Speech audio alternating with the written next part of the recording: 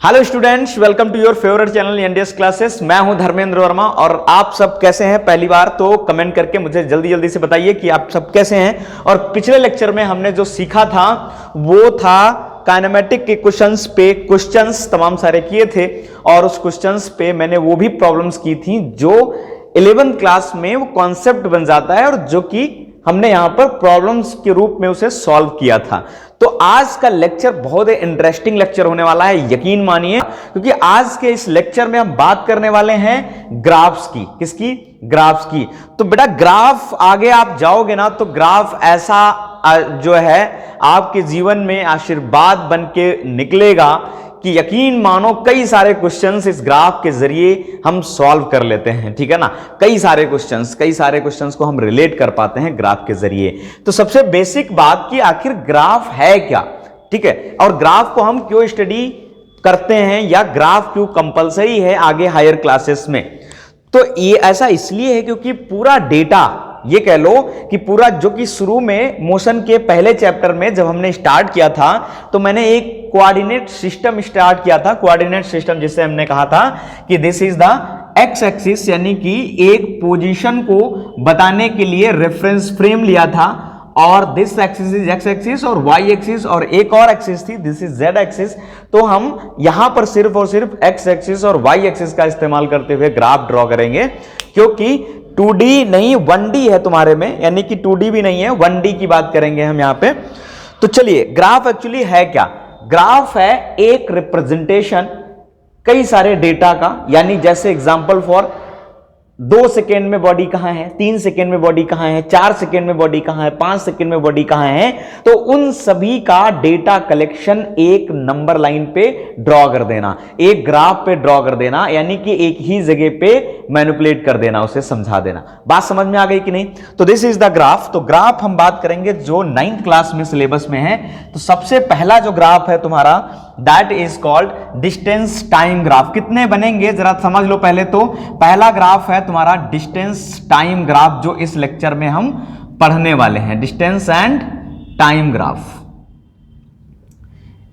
इसी को हम बोल देते हैं, क्योंकि हायर क्लासेस में बढ़ोगे तो डिस्प्लेसमेंट टाइम ग्राफ एक और आ जाएगा, लेकिन यहां पर 9th क्लासेस में चाहे हम डिस्टेंस टाइम ग्राफ कहें और या फिर हम डिस्प्लेसमेंट टाइम ग्राफ कहें, एक ही बात है। तो कई सारे बच्चे पूछेंगे कि सर डिस्टेंस और डिस्प्लेसमेंट में तो अंतर होता है, तो ये डिस्टेंस और डिस्प्लेसमेंट ग्राफ एक ही कैसे हो गया? क्योंकि तुम्हारे सिलेबस में जो 9th का सिलेबस है उसमें सिर्फ और सिर्फ हम लीनियर मोशन की बात करते हैं, यानी मोशन इन स्ट्रेट लाइन की बात करते हैं, यानी कि एक ही डायरेक्शन में मोशन की बात करते हैं। तो जब एक ही डायरेक्शन में एक ऑब्जेक्टिव का बहुत प्यारा क्वेश्चन, जब एक ही डायरेक्शन में कोई भी बॉडी मूव करती है, मोशन करती है, वो डायरेक्शन नहीं बदलती अपना, तो उसकी डिस्टेंस और डिस्प्लेसमेंट दोनों का मैग्नीट्यूड सेम हो जाता है, दोनों का मैग्नीट्यूड सेम हो जाता है। इस वजह से हम डिस्टेंस टाइम ग्राफ बोलें या फिर डिस्प्लेसमेंट टाइम ग्राफ बोलें, एक ही बात है। लेकिन अगर डिस्प्लेसमेंट यानी कि अगर डायरेक्शन चेंज होगी, यानी पहले वो जा रहा है ईस्ट की तरफ, उसके बाद जा रहा है वेस्ट की तरफ, तो उसका डिस्प्लेसमेंट बदल जाएगा और डिस्टेंस भी बदल जाएगी। तो उस केस में ग्राफ थोड़ा सा डिफरेंट बनेगा, लेकिन वो ग्राफ तुम्हारे सिलेबस में नहीं है। तो चलिए देख लेते हैं जरा दूसरा ग्राफ क्या है। दूसरा ग्राफ है that will be speed time graph, speed and time graph, या फिर बोलते हैं इसको, और we can say that velocity time graph. क्या कहते हैं इसको? वेलोसिटी एंड टाइम ग्राफ, एक ही बात है। फिर से वही चीज, वही क्वेश्चन, वेलोसिटी टाइम ग्राफ, ये 11th में आओगे तो बेटा ये सेपरेट हो जाते हैं। क्या हो जाता है? सेपरेट हो जाते हैं। डिस्टेंस टाइम ग्राफ अलग हो जाएगा, डिस्प्लेसमेंट टाइम ग्राफ अलग हो जाएगा, स्पीड टाइम ग्राफ अलग हो जाएगा, वेलोसिटी टाइम ग्राफ अलग हो जाएगा। मींस वहां पर हमें 4 केसेस स्टडी करना है, बट यहां पर हम सिर्फ और सिर्फ 2 केसेस स्टडी करेंगे। कौन कौन सा? डिस्टेंस एंड टाइम ग्राफ और डिस्प्लेसमेंट एंड टाइम ग्राफ, यानी कि एक ही है। दूसरा speed and time graph and velocity and time graph, ठीक है ना। तो वेलोसिटी टाइम ग्राफ या फिर स्पीड टाइम ग्राफ एक ही बात है। क्यों एक ही बात है? अगेन वही प्रश्न कि अगर डिस्टेंस और डिस्प्लेसमेंट सेम है तो बेटा वेलोसिटी एंड स्पीड सेम होगी। सबको पता है, सबको पता है, ठीक है ना। जिनको नहीं पता है वो प्रीवियस लेक्चर में जाकर के देख सकते हैं वीडियो की स्पीड क्या है और वेलोसिटी क्या है, और हम कब कहते हैं, यानी कि speed is the just magnitude of the velocity अगर कोई भी बॉडी स्ट्रेट लाइन में एक ही सीधी रेखा में चलती है, डायरेक्शन अपना नहीं बदलती है। तो चलिए देख लेते हैं, एक एक की बात करते हैं। सबसे पहले बात करेंगे हम डिस्टेंस टाइम ग्राफ और डिस्प्लेसमेंट टाइम ग्राफ, ठीक है ना। तो इसको रिप्रेजेंट किससे करते हैं, that will be distance time graph, distance time graph, और we can say that displacement time graph. क्या कहते हैं इसको, डिस्प्लेसमेंट टाइम ग्राफ भी कह देते हैं, ठीक है ना। डिस्प्लेसमेंट टाइम ग्राफ एक ही चीज। क्यों कहते हैं ऐसा, बिकॉज ऑफ कि डिस्टेंस और डिस्प्लेसमेंट, अगर कोई भी बॉडी एक ही डायरेक्शन में मूव करती है, स्ट्रेट लाइन में मूव करती है, तो उसका डिस्टेंस और उसका डिस्प्लेसमेंट क्या हो जाता है बच्चे, सेम हो जाता है। उसका मैग्नीट्यूड क्या हो जाता है, सेम हो जाता है, इक्वल हो जाता है। चलिए देख लेते हैं जरा यहां पे। मान लेते हैं दो, इसमें कितने केसेस बनेंगे, दो के तीन केसेस बनेंगे। पहला case that be when a body is at rest, is at rest. Body किस पे है, रेस्ट पे है। तो यहां पर डाल देना प्यारा सा केस 1 देख लेते हैं। When a body is at rest, मतलब बॉडी रुकी हुई है। बॉडी कहां है, रुकी हुई है। उसके पहले एक चीज और देख लेते हैं जरा यहां पर, डिस्टेंस टाइम ग्राफ में, डिस्टेंस टाइम ग्राफ में जो हम पढ़ते हैं कोऑर्डिनेट सिस्टम, क्या पढ़ते हैं बच्चे, कोऑर्डिनेट सिस्टम। तो जो एक्स एक्सिस है वो किसको रिप्रेजेंट करता है, एक्स एक्सिस रिप्रेजेंट करता है टाइम एक्सिस को। किसको रिप्रेजेंट करता है बच्चे, टाइम एक्सिस को। और जो वाई एक्सिस होता है वो किसको रिप्रेजेंट करता है, डिस्टेंस और डिस्प्लेसमेंट को। किसको रिप्रेजेंट करता है, डिस्टेंस और डिस्प्लेसमेंट को। बात समझ, जैसे वाई एक्स ग्राफ कहते हैं ना, तो यहां पर वाई किसको रिप्रेजेंट करता है, डिस्टेंस और डिस्प्लेसमेंट, एंड एक्स एक्सिस किसको रिप्रेजेंट करता है, टाइम एक्सिस को। तो आप देख लो यहां पे, ये बहुत इंपॉर्टेंट है। एक्स एक्सिस यानी यही थी एक्स एक्सिस, तो ये एक्स एक्सिस क्या हो गई बच्चे, this will be the time. और किस में हमने लिख लिया, दैट विल बी सेकेंड में, या अलग अलग ग्राफ में हो सकता है आवर में दिया हो, तो ये चीज यहां पर मेंशन होगी यूनिट इसकी। क्लियर है। दूसरा वाई एक्सिस को हमने क्या कह दिया कि जो वाई एक्सिस है ये क्या है, डिस्टेंस है। क्या है बच्चे, डिस्टेंस है। क्या है, डिस्टेंस है। किसमें है, मान लेते हैं ये किसमें है, मीटर में है। किसमें है, मीटर में है। तो चलिए अब देख लेते हैं जरा ग्राफ कैसे हम ड्रॉ करेंगे। केस 1 है when a body is at rest.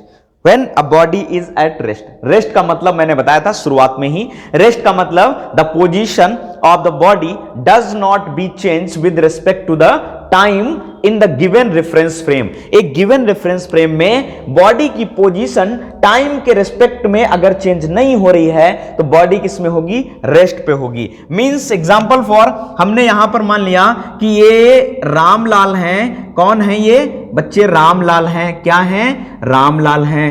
तो ये रामलाल हैं और ये इनकी पोजीशन कहां पर है, एक्स नॉट पर है। कहां पर है, एक्स नॉट पर। मतलब इसको हम रेफरेंस फ्रेम लेंगे ना कि कितनी दूरी पे खड़े हुए हैं, तो कहां से हम मेजर कर रहे हैं, यहां से मेजर कर रहे हैं। Means this is called origin. क्या कहते हैं इसको, ओरिजिन कहते हैं। और हमने कहा कि ये एक्स नॉट दूरी पे है। कितने दूरी पे, एक्स नॉट दूरी पे, या x1 कह सकते हो, कुछ भी कह सकते हो। हमने बोल दिया कि दिस इज ये एक्स नॉट दूरी पे है। कितनी दूरी पे है, एक्स नॉट दूरी पे है। तो बच्चे ये अगर हम कहेंगे t सेकेंड के बाद ये एक्स नॉट दूरी पे हैं, तो दो यानी कि 2 सेकेंड के बाद कितनी दूरी पे होंगे, एक्स नॉट पे ही होंगे। 4 सेकेंड के बाद एक्स नॉट पे होंगे। 5 सेकेंड के बाद एक्स नॉट पे होंगे। क्यों, क्योंकि ये तो बदल ही नहीं रहे, तो चेंज हो ही नहीं रहा, यहां स्पीड चेंज नहीं हो रहा है।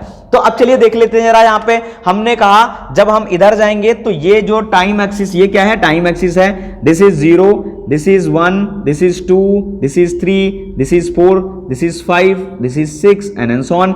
This is 1, 2, 3, 4, 5, 6 and so on. ये क्या है, मीटर में। ये क्या है, सेकेंड में। ये क्या है, मीटर में। ये क्या है, सेकेंड में। बात समझ में आ गई कि नहीं। तो यहां पर देखो जरा, जब हम कहेंगे 0 पे, अब देखो जनरलाइज करता हूं थोड़ा सा, ठीक है ना, इसको हम हटा देते हैं। यहां पर नंबरिंग दी होगी, लेकिन यहां पर हम जनरलाइज करते हैं कि ग्राफ ड्रॉ करना है। तो मैंने कहा कि 0 टाइम पे जब इनिशियल टाइम हम घड़ी में देखना शुरू करते हैं तो रामलाल की पोजीशन कहां है, एक्स नॉट पे है। तो मान लेते हैं एक्स नॉट किधर जाएंगे हम, चूंकि डिस्टेंस है तो किधर जाएंगे हम, वाई एक्सिस की तरफ जाएंगे। तो मान लिया कि this is the length of x not, यानी ये जो लेंथ है ये कितना है, एक्स नॉट है। कितना है, एक्स नॉट है। तो 0 सेकेंड पे कितना, एक्स नॉट। तो 1 सेकेंड पे भी कितना, एक्स नॉट ही डिस्टेंस होगी, क्योंकि ये बदलेगी नहीं पोजीशन। 2 सेकेंड पे भी कितनी, एक्स नॉट ही होगी। 3 सेकेंड पे एक्स नॉट ही होगी। मतलब जो ग्राफ बनेगा, अब इन तीनों को मिला दे चारों को, तो जो ग्राफ बनेगा वो कैसा बनेगा, स्ट्रेट लाइन बनेगा। पहली चीज, ग्राफ कैसा बनेगा, this will be the graph, यानी ये क्या है, ये ग्राफ है। अब ध्यान से देखो, ये ग्राफ सब कुछ बताता है, सब कुछ बताता है। अगर वो कहेगा 10 सेकेंड पे, तो डिस्टेंस यानी पोजीशन कितना, कितना, एक्स नॉट, इसका मतलब पोजीशन चेंज नहीं हो रही है, इसका मतलब वेलोसिटी क्या है, 0 है, इसका मतलब बॉडी क्या है, रेस्ट पे है। बात समझ में आ रही कि नहीं। तो यानी कि यहां पर ये जो ग्राफ है, ये जो लाइन है, दिस इज द ग्राफ यानी फंक्शन। तो यहां पर देखो ग्राफ खिंच गया, और ये सारी चीजें बता रहा कैसे, कि जो ग्राफ होगा, अब देखो क्या क्या चीजें हम यहां से कह सकते हैं। जो ग्राफ होगा बच्चे, जो ग्राफ होगा will be parallel to X axis. किसके एक्सिस के पैरेलल है, एक्स एक्सिस के पैरेलल है। ध्यान से देखो जरा, यानी ये एक्स एक्सिस है, या एक्स एक्सिस ना कह के एक्स एक्सिस को हम किससे रिप्रेजेंट कर रहे हैं, टाइम एक्सिस से रिप्रेजेंट कर रहे हैं। तो किससे रिप्रेजेंट कर रहे हैं, टाइम एक्सिस से।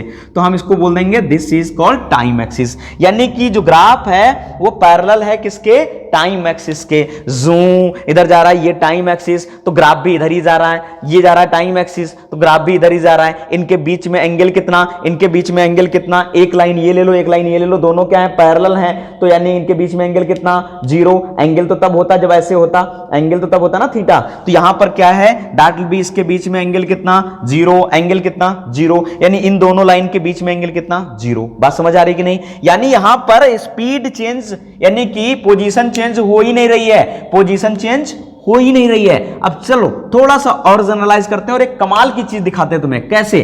T1 पे मान लेते हैं, यहां पर जनरलाइज करते हैं थोड़ा सा। T1 पे पोजीशन कितना है, एक्स नॉट है, एंड T2 पे पोजीशन कितना, T2 पे भी पोजीशन कितना, एक्स नॉट ही रहेगी। T2 पे भी पोजीशन कितना, एक्स नॉट। T2 पे भी पोजीशन कितना, एक्स नॉट। तो जरिए देखे जरा, T1 टू T2 जो स्लोप होगा कितना होगा, यानी कि पैरेलल टू द लाइन। अगर हम बात करें स्लोप ऑफ लाइन कितना हो जाएगा, इस लाइन का स्लोप क्या हो जाएगा, चूंकि ये parallel to the time axis है, तो स्लोप कितना होगा, 0 होगा। स्लोप कितना होगा, 0 होगा। अगर पैरेलल होगा तो स्लोप कितना होगा, 0 होगा। तो चलिए देख लेते हैं क्या होगा। दैट विल बी T2 पे पोजीशन कितनी, एक्स नॉट। T2 पे पोजीशन कितनी, एक्स नॉट। T1 पे पोजीशन कितनी, एक्स नॉट। T1 पे पोजीशन कितनी, x not, upon total time कितना, T1 से T2 गया, इसका मतलब T2 माइनस T1 गया, दैट इज द स्लोप। अब ध्यान से देखो ये कितना आ गया, 0 आ गया, क्योंकि x not minus x not कितना, 0 बचेगा। क्लियर है बच्चा लोग। तो यहां पर देखो जरा, स्लोप ऑफ लाइन कितना, 0। अगर स्लोप ऑफ लाइन 0 है तो इसका मतलब ये क्या बता रहा है, this is the rate of change of position. तो यहां पर तो 0 हो रही है, इसका मतलब वेलोसिटी कितनी है, ये क्या आ गई, वेलोसिटी। यही तो वेलोसिटी है। बॉडी किस पे है, रेस्ट पे है। बॉडी किस पे है, रेस्ट पे है, यानी कि इसकी वेलोसिटी कितनी, 0 है। तो वेलोसिटी 0, इसका मतलब यहां पर भी वेलोसिटी 0 आ गई। तो स्लोप ऑफ लाइन क्या बताता है हमें, यानी स्लोप ऑफ लाइन जो होता है वो बच्चे हमें क्या बताता है, द स्पीड ऑफ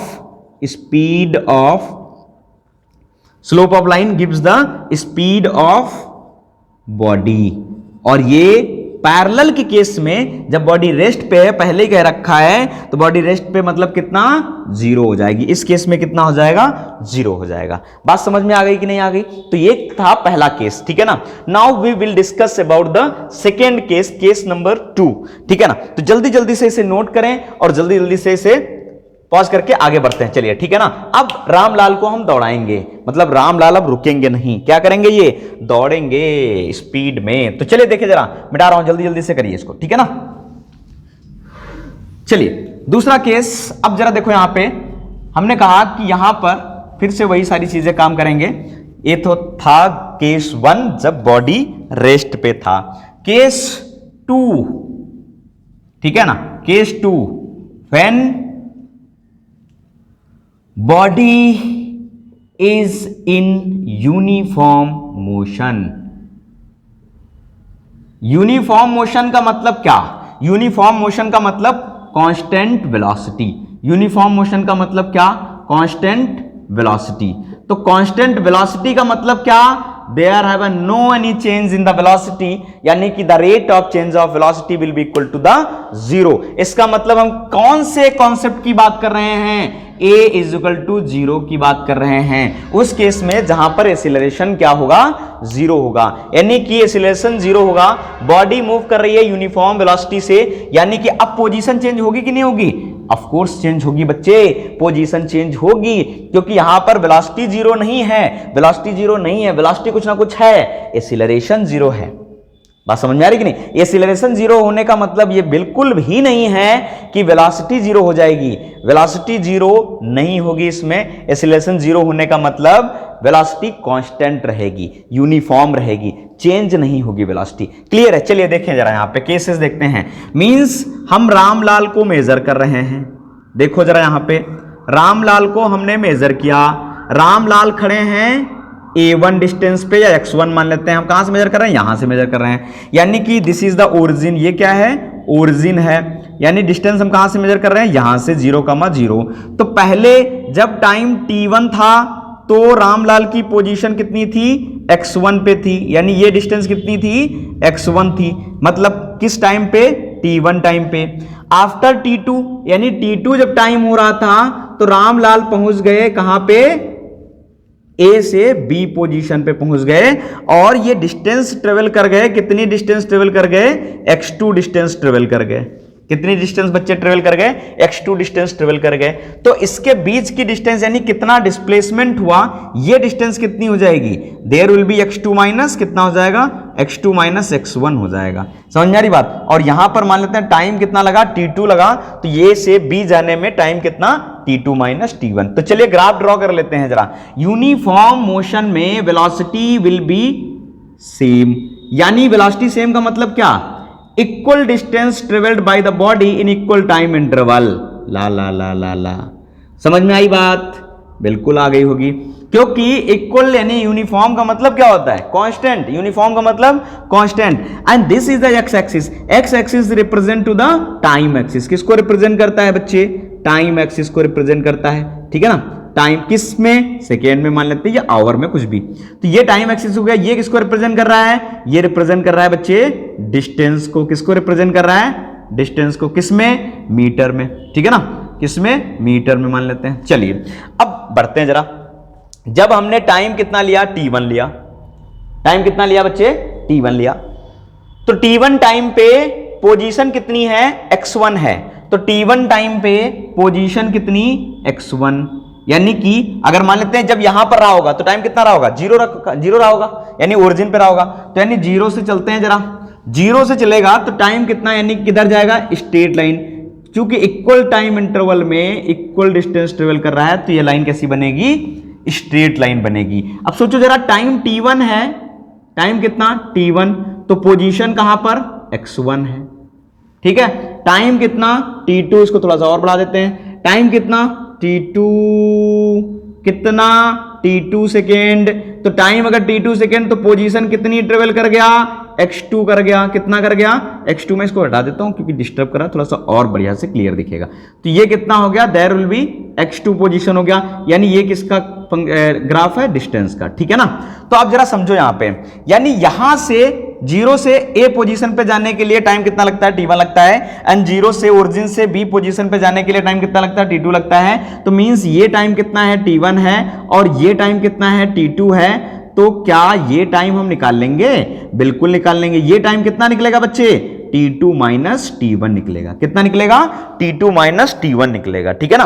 अब ध्यान से देखो जरा, O से, यानी दिस इज द ओरिजिन, यानी यहां से यहां तक ये डिस्टेंस कितनी है? x1 है। ये डिस्टेंस कितनी है टोटल? x2 है। तो ये डिस्टेंस कितनी बच्चे निकलेगा? x2 minus x1। कितना निकलेगा? x2 minus x1। तो चलिए सॉल्व कर लेते हैं इसको। अगर पैरेलल कर दें यहां पर, तो ये लेंथ कितनी हो जाएगी बच्चे?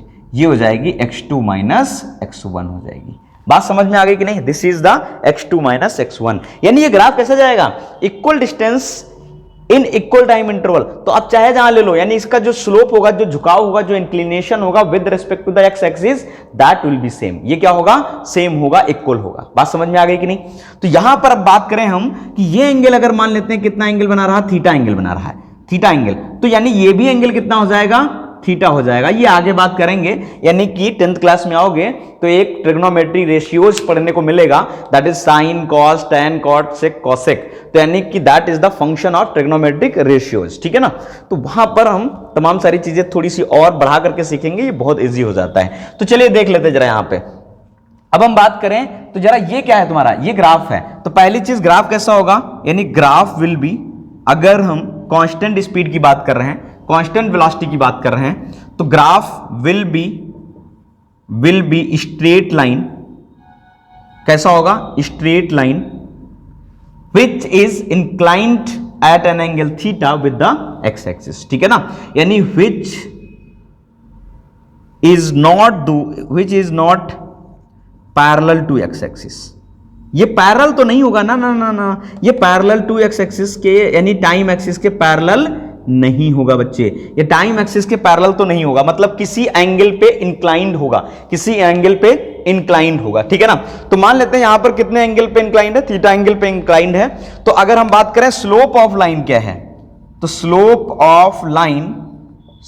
ऑफ लाइन होता है there will be y2 minus, यहां पर देखो जरा, tan थीटा। tan थीटा एक टर्म है जो बस केवल जो काफी बच्चे tan थीटा के बारे में नहीं सुने होंगे।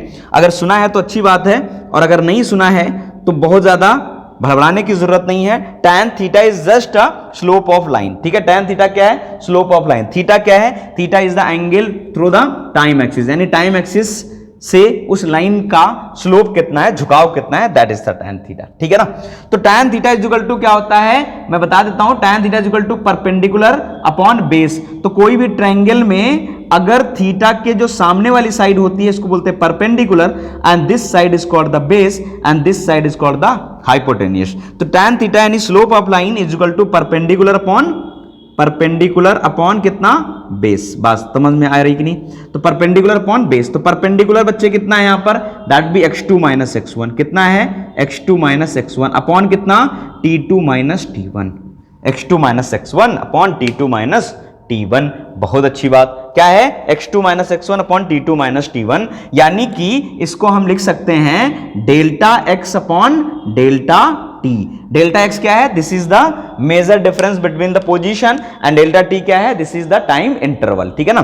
तो delta x upon delta t तो कुछ देखा देखा लग रहा है। क्या लग रहा है? देखा देखा लग रहा है कि नहीं लग रहा है? तो मतलब है क्या ये है वेलोसिटी, ये है स्पीड। तो this is the magnitude of speed.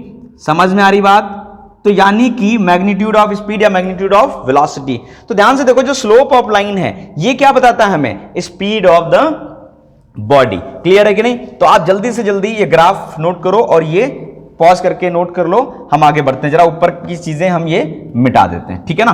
अब जरा देखो यहां पे कितना है, दैट विल बी, तो एक मोस्ट इंपॉर्टेंट पॉइंट कौन सा, यानी कि स्लोप ऑफ, हम देखते आ रहे हैं कि डिस्प्लेसमेंट टाइम ग्राफ में या डिस्टेंस टाइम ग्राफ में slope of distance time graph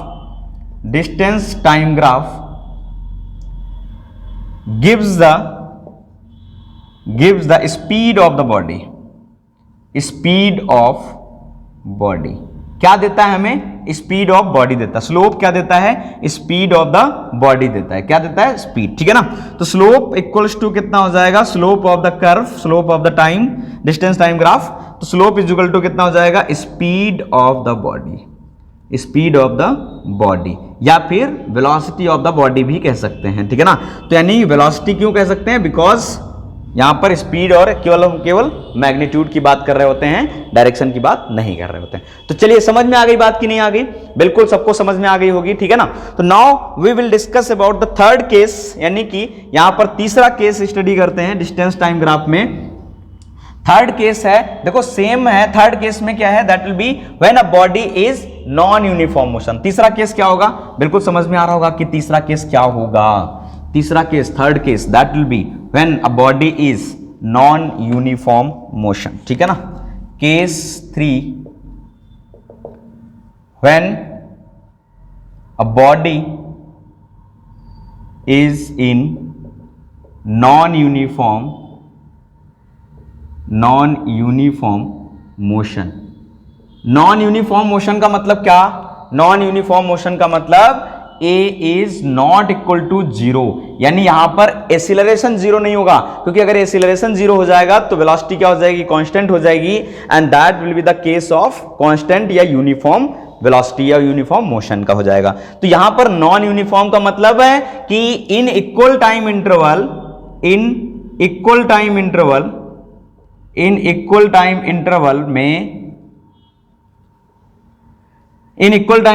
में इक्वल डिस्टेंस यानी अनइक्वल डिस्टेंस ट्रेवल होगी। कितना होगा? अनइक्वल डिस्टेंस ट्रेवल होगी, अनइक्वल डिस्टेंस ट्रेवल की जाएगी। बात समझ में आ रही कि नहीं? तो अनइक्वल डिस्टेंस ट्रेवल की जाएगी, इसका मतलब क्या है कि इसका मतलब there will not be the straight line, ये स्ट्रेट लाइन नहीं होगा, ये सीधे सीधे डायरेक्टली टाइम डिपेंडेंट नहीं है, ठीक है ना। और अगर हम बात करें, देखो जरा यहां पे ये भी समझ लो, जरा थोड़ा सा समझ लो एक चीज, x इजुगल टू कितना होता है? s इजुगल टू कितना होता है? ut plus half at square. तो ध्यान से देखो जरा, स्ट्रेट लाइन का क्या होता है? अगर एसिलेशन जीरो होगा यानी इन यूनिफॉर्म, तो s इजुगल टू कितना हो जाएगा? u इंटू टी हो जाएगा। और यहां से सीधा सीधा दिख रहा है कि ये t की पावर कितनी है? 1 है, मतलब ये स्ट्रेट लाइन मोशन है। जबकि यहां पर एसिलेशन जीरो नहीं है, इसका मतलब पूरा ये फंक्शन रहेगा, और ये स्ट्रेट लाइन नहीं है, क्योंकि t की मैक्सिमम पावर कितनी है? 2 है। तो मींस ये क्वाड्रेटिक बनेगा। कैसा बनेगा? कैसी इक्वेशन बनेगा? क्वाड्रेटिक इक्वेशन बनेगी, ठीक है ना, क्वाड्रेटिक पॉलिनोमियल भी कह सकते हो। तो यहां पर तो स्ट्रेट नहीं बनेगा, ठीक है ना। अब समझो जरा, यहां पे कोई भी मान लेते हैं, अब रामलाल गए जिद्दी हो गए, मतलब थोड़ा सा जिद्दी आदमी है, कह रहा है हम गाड़ी चलाएंगे लेकिन हम बढ़िया तरीके से नहीं चलाएंगे, हमारा जब मन करेगा तो हम स्पीड बढ़ा देंगे और जब मन करेगा तो स्पीड हम घटा देंगे। तो मतलब ये रामलाल गए गुस्सा, ठीक है, यानी गुस्सा हो गए। तो ये क्या था? तुम्हारा ओरिजिन था, ठीक। हम डिस्टेंस कहां से मेजर कर रहे हैं? यहां से मेजर कर रहे हैं। जब टाइम लगता है t1, यानी ए पोजीशन पे पहुंचने के लिए टाइम कितना लगता है? उसे t1 लगता है। तो डिस्टेंस ट्रेवल कितनी करता है? ये x1 करता है।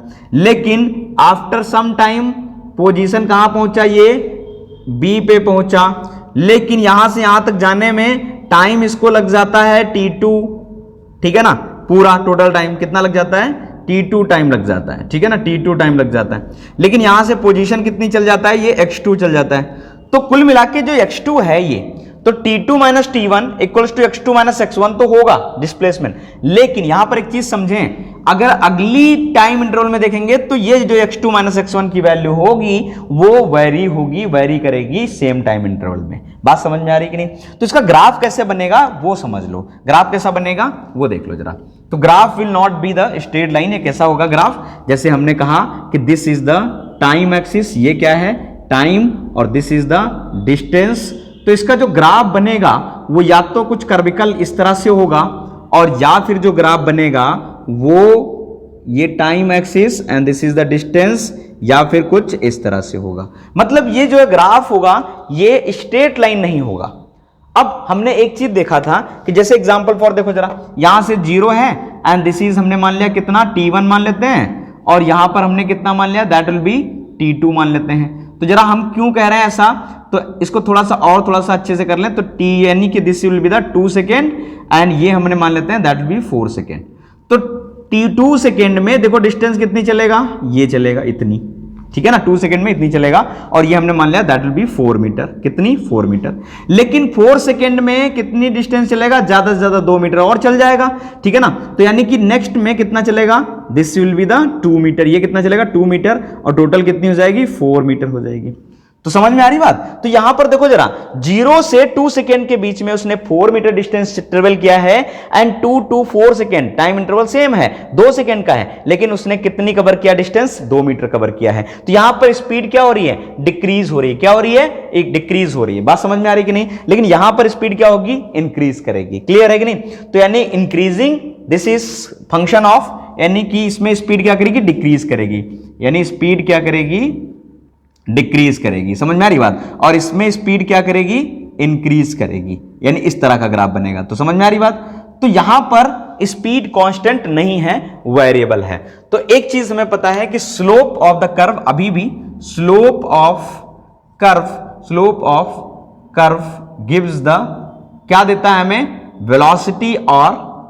वेलोसिटी और स्पीड ऑफ द बॉडी। समझ में आ रही बात, क्या देता है हमें, स्पीड ऑफ द बॉडी। तो आई थिंक नॉन यूनिफॉर्म का केस समझ में आ गया होगा कि नॉन यूनिफॉर्म में इक्वल टाइम इंटरवल में इक्वल डिस्टेंस ट्रेवल नहीं कर रहा है, इक्वल टाइम इंटरवल में इक्वल डिस्टेंस ट्रेवल नहीं करेगा। अगर ये स्ट्रेट लाइन होता तो इक्वल होता, ठीक है ना, लेकिन ये ऐसा नहीं होगा। तो यानी कि ग्राफ जो होगा इसमें, सेकेंड पॉइंट नोट कर लो, ग्राफ विल नॉट